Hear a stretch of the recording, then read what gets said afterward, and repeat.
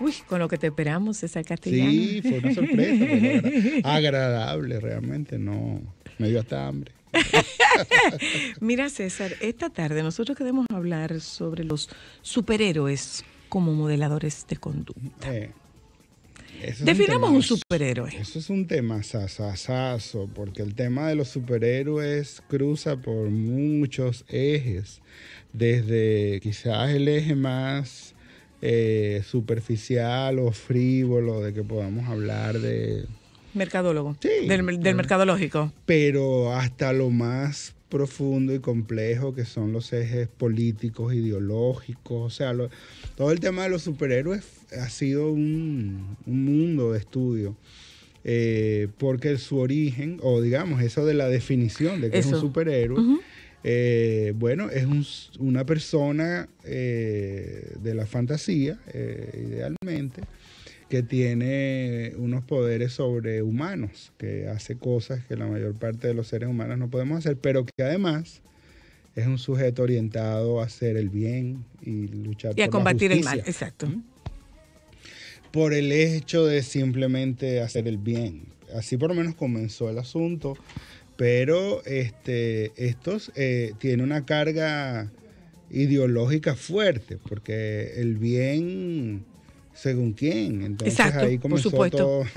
Y la mayor parte de los superhéroes clásicos nacen desde una ¿De la necesidad de quién? De necesidad en aquel momento, estamos hablando quizás de los años 40, de los años 30, en el caso de la Primera Guerra Mundial, en el caso de la Segunda Guerra Mundial, de levantar la moral de una población, por ejemplo, un superhéroe como el Capitán América, que es un sujeto que en su momento, en su nacimiento, luchaba contra los nazis, ¿no? Y después que terminó la Segunda Guerra Mundial, luchaba contra los rusos. Entonces, era todo un componente ideológico importante. Igualmente pasaba con una persona como Batman, por ejemplo, que fue un sujeto que nace de una ciudad como Nueva York, que estaba en decadencia en términos de seguridad, de normas, de valores. Y Batman nace para defender Ciudad Gótica, que no era más que Nueva York. Nueva York, claro. Y que la parte lúgubre. Correcto. Y también nace con un contenido de diversidad sexual en su momento. Sí, por supuesto. Y en los años 60 fue un escándalo en términos ideológicos, porque ya era claro en las discusiones que Batman y Robin eran una pareja gay. Y eso hizo que la comunidad gay se identificara con ellos, y fue donde nace Batichica, para poder romper un poco con ese digamos, ideología que se estaba identificando con el personaje. Pero también hay algunas discusiones interesantes con los superhéroes que tienen que ver con algunos que... o sea, hay como dos tipos de superhéroes. Están los superhéroes que son superhéroes porque han sido súper disciplinados con ellos mismos y han logrado ser sujetos que desarrollan capacidades, como el caso de Batman, por ejemplo. Y están los superhéroes que son superhéroes que tienen superpoderes porque sí. Porque nacieron con ellos. Porque les llegó, como el caso de Superman. Por ejemplo. Entonces, mientras que es una casta. Porque en el caso de Batman viene de una familia común. Viene de una familia, bueno, rica, pero común. Sí, una familia común. Que no es extraterrestre, porque Superman es extraterrestre. No es un mutante, pues, es un sujeto. Entonces, y están los superhéroes que adquirieron poderes por situaciones que no ameritaron o que no conllevan un mérito, ¿no? Que es distinto. Entonces, psicológicamente el personaje es distinto. Como por transferencia. Sí, por ejemplo, Hulk. Hulk es un sujeto que adquirió eso porque le cayó una radiación. O el hombre araña porque lo mordió una araña radioactiva. Pero es distinto de un personaje como Batman y Robin, que hacen ejercicio, que comen bien, que tienen una dieta, que tienen que no tienen ningún poder extraordinario, pero se fabrican a sí mismos instrumentos para poder funcionar. Entonces son dos ideologías que van por ahí en paralelo. y que transmiten mensajes distintos, transmiten mensajes diferentes. Creo que es interesante que desde el punto de vista moderno se ha intentado ir reconstruyendo o construyendo adecuándolos. Sí. Sí, claro. El trasfondo, claro, ¿no? El claro. origen, porque estos personajes, como eran personajes manejados ideológicamente para un fin en su momento, que era básicamente, como te digo, levantar la moral de la sociedad norteamericana, cuando la Segunda Guerra Mundial y un montón de situaciones posteriores a la Segunda Guerra Mundial, pero también de origen político.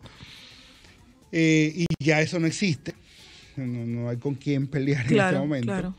Entonces el énfasis ha estado en construir la historia de estos sujetos y en darle dimensión humana. ¿Cómo se permea las conductas de estos superhéroes para ser modeladores? Son modeladores. Son modeladores. Incluso se ha documentado el hecho de que si una persona, o sea, estoy recordando un artículo publicado por la Universidad de Nueva York, donde se tomaron personas que eran adeptos a este tipo de héroes y qué sé yo, y personas que no eran muy, y se les colocó un dinamómetro en la mano, que es un equipo que permite medir la fuerza del manual, y se les pidió que puntuaran una serie de fotos de superhéroes en términos de su adhesión. Y es interesante porque sujetos que no eran muy fuertes,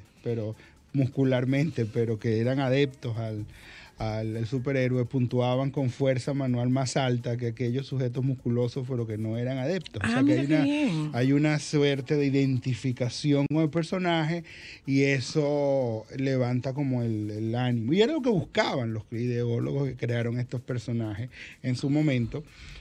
Pero si te das cuenta, hoy día el énfasis en este renacer de estos personajes, que es básicamente un boom mercadológico de Marvel y la industria del cine, el énfasis ahora mismo es construir el personaje desde el punto de vista psicológico, o sea, es cómo tú llegaste ahí. Exacto. ¿No? Porque eran personajes ahistóricos. O sea, nunca nadie supo de dónde vino ninguno. Nadie se interesó tampoco, como es saberlo. Nadie sabe quién es la mamá de Mickey Mouse. ¿No? Nadie sabe quién es la mamá. Pero ya después nos enteramos, ya posteriormente nos enteramos que toda esta historia que hay detrás de los personajes de Disney no tienen mamá porque Disney no. Donald no tiene mamá. Porque Walt Disney no tiene mamá. Sí. Y su mamá murió y él no pudo rescatarla. Igual, sí, exactamente. Igual se dice, por ejemplo, en el caso de un personaje como Superman, que fue creado para reivindicar la comunidad judía. Por eso su nombre de pila en el personaje es Kal-El, que significa Dios en judío. Y entonces toda una historia recreada alrededor de la historia de Moisés, donde los sacan pero de una forma diferente. Distinta, pero es la misma historia. Lo mandan a otro lugar para que no muera. Y llega a este lugar y llega en una cápsula, no en una canasta, pero llega y es criado por otras personas. Es decir, es toda una metáfora de lo que fue el mito judío, ¿no? De Moisés y su hijo, etcétera. Entonces, hay varias historias de estas que están, o de personajes de estos que están muy enraizados con códigos comunicacionales que no siempre están translúcidos, no siempre son transparentes, no todo el mundo, o sea, no se venden así, pero están incluidos ahí en el Por mensaje. esa razón estamos tocando el tema en Solo para Mujeres, para saber que los superhéroes son utilizados como instrumentos para promover determinados intereses, dependiendo de quién los promueva, quién los crea y a quién los está dirigiendo. Así es, son historias que tienen un contenido ideológico y fueron creados con esa intención. Tampoco necesitamos ver una mano negra en todos lados, pero no necesitamos ser inocentes tampoco, ¿no? O pecar de cándidos. Todos estos personajes responden a un momento histórico, usualmente un momento bélico. Por eso todos son guerreros y todos son... Pero algunos personajes de estos nunca matan a sus enemigos. No. A otros sí, pero muchos no matan a sus enemigos. Hay un código moral de no matar, hay un código moral de hacer el bien, de defender la justicia, de hacer todo aquello.